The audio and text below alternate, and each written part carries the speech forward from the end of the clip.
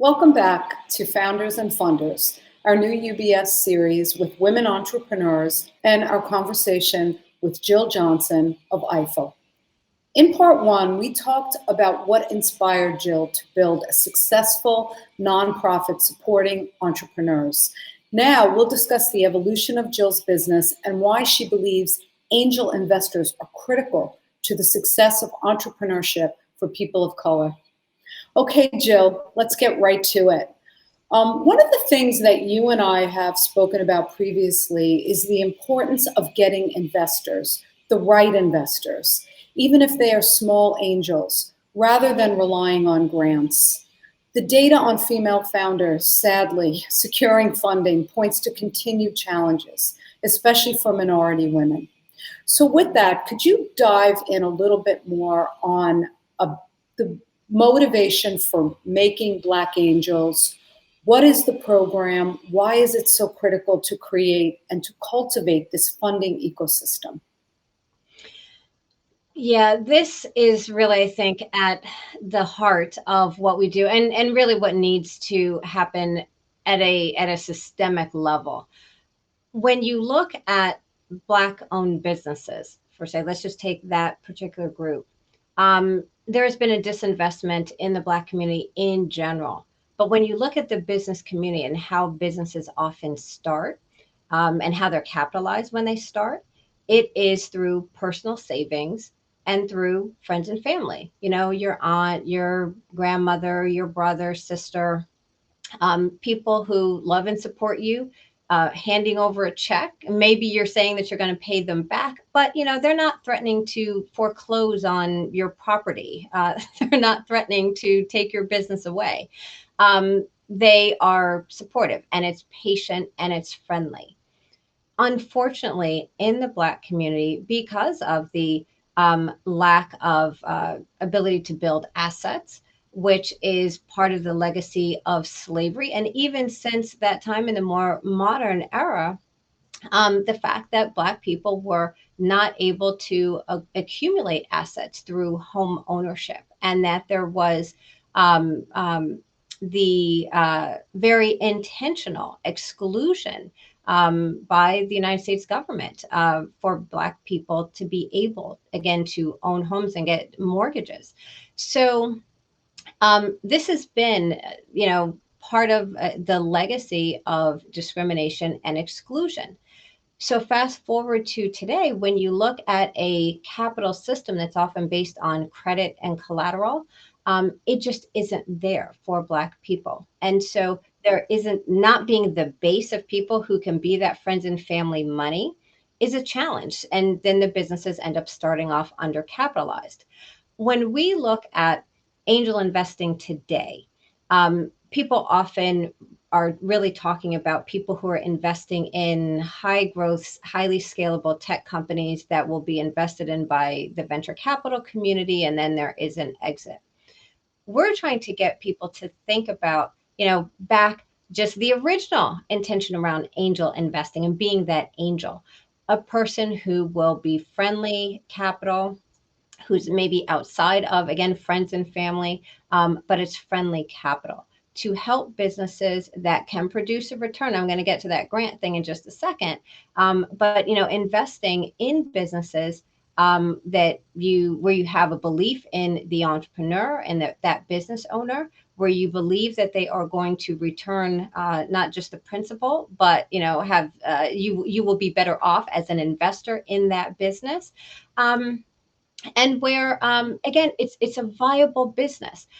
Talking about grants, there have been many companies that have, after the brutal murder of George Floyd, that came out with statements about putting capital into Black businesses, and they ended up then doing that in the form of grants. Well, what that says to me is that there was still not a belief that these businesses can return a capital, that they are actually investable, that if you invest in them, that they can produce a return.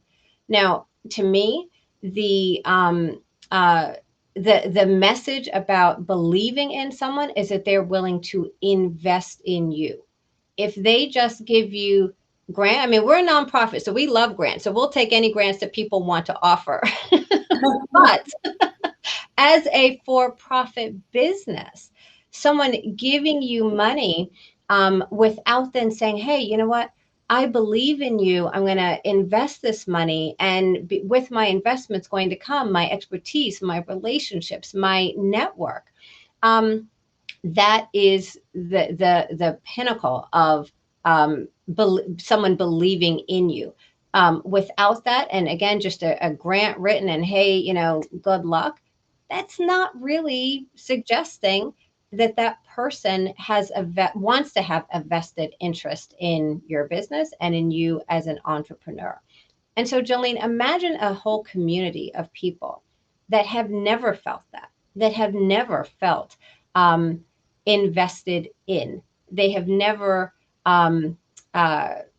felt like others have believed in their ability to generate a profit, to be part of the capitalist ecosystem, because as capitalists, that is what is the driving factor. It's that motivation to create a return. We can discuss if, you know, that's positive or not, or if there are negative implications to that.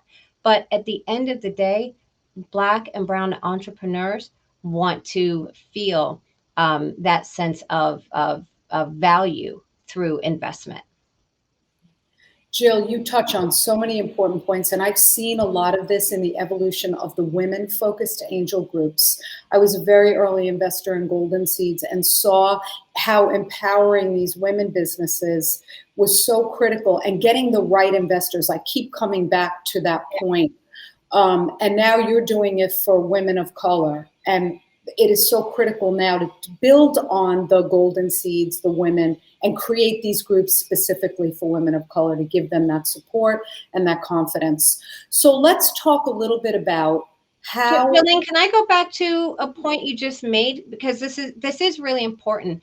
And Golden Seeds has been a wonderful partner with us. And it was really through looking at some of the research that they had done, their work over 15 or so years, looking at the work of some other groups that focus on women investors, women entrepreneurs rather, and getting women involved as investors, and seeing the correlated impact of women as angel investors and women receiving angel investment capital. And, the correlation is very clear.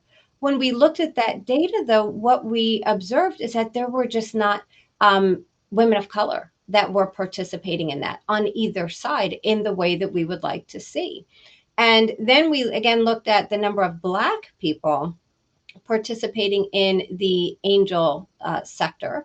And we said, wow, if this has worked in this way for women, and there has been success, again, we want to see more, but there has been success, this should translate to the Black community as well in addressing the issues of that early stage access to capital, which becomes the on-ramp to other forms of capital, the VC capital. If people are not getting that early capital, it's very difficult to then have that pathway to getting to venture capital.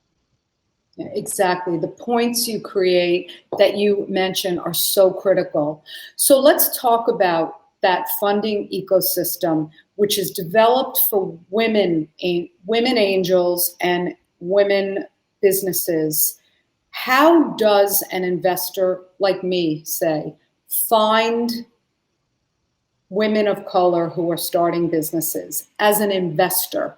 And how do those entrepreneurs seeking women like me find them? That's the biggest challenge. You're creating that gap and putting those two constituencies together, but how does one find it? One, get connected with us. I mean, that is a start. And what we say is that it is important for people for whom this matters, people like you, to get involved and to not, kind of sit there and say, hey, I'm open. I want to find these entrepreneurs, come to me. It's important for those people who, again, say that it's important and that it matters to go to where the entrepreneurs are. So organizations like ours, there is a whole, there's a whole community of entrepreneur serving organizations that are specifically, again, supporting women of color, Black women. There are a lot of groups. All you have to do is, Google, doing any kind of search is a really good thing. That can be your friend. Search these organizations and go and reach out and get connected. They are super accessible. The amazing leaders of these organizations are open and receptive. So, I would say, again, for people that want to be part of that ally community and people who want to be champions of this cause, just do a little bit of work. That's all it takes. And we, again, are happy as an organization for you to be the first stop in your journey to connecting with this audience. It's so good to know that I can Google this and I can find these organizations, because I would probably guess that several years ago, as recent as a few years ago, these organizations did not exist. And we now can find them. Well, let me say, many of them have existed for a while. The Institute for Entrepreneurial Leadership has been around since 2002. These organizations have been doing this great work, and there have been many of us that for so long have been frustrated, in being overlooked. And, I was kind of chuckling in my head when you mentioned, me having this successful organization.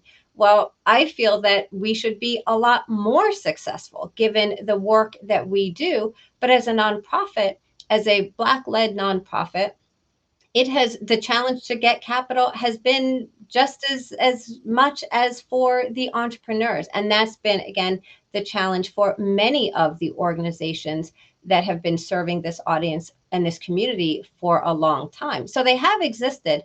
I think now what's different is that there is a heightened awareness, a heightened sensitivity. And I think that there are more people who are paying attention and who are willing to get involved. On our website, on our Women of Color Connecting website, we are creating and growing a list of the different organizations. We want to make it easy for people like you, Jolene, to connect with these organizations and to connect with the entrepreneurs. This is great to know. We will all take a look at your website, find those resources.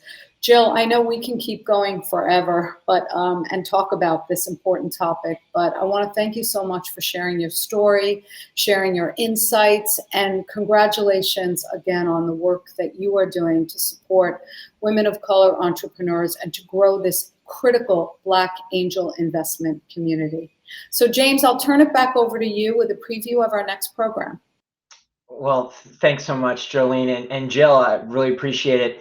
What you said, do a little bit of work, right? If it were easy, everybody would do it, and and everyone would be an entrepreneur, everyone would be an investor, and it does require that effort. So you reminded me last time we had Tanya Van Court, who you know really well, and she said, fish where the fish are, right? And so it's just Absolutely a common thing. Tanya is an amazing entrepreneur who is part of our community, and there are more Tanyas. Tanya has, all of the makings of that unicorn, and she needs more people to see that and to invest in her. Absolutely. Well, again, Jill, thank you so much for what you're doing, what IFEL's doing. And you can learn more at IFEL's website about women of color connecting and making Black angels. So thank you everyone for joining us for our third episode of Founders and Funders. So don't forget to check out our earlier discussions, like with Tanya Van Court of Goalsetter, and also our first episode was with Lizanne Falsetto of Think Thin. So save the Founders and Funders playlist on UBS's YouTube channel. That way you can always be up to date on our latest episodes.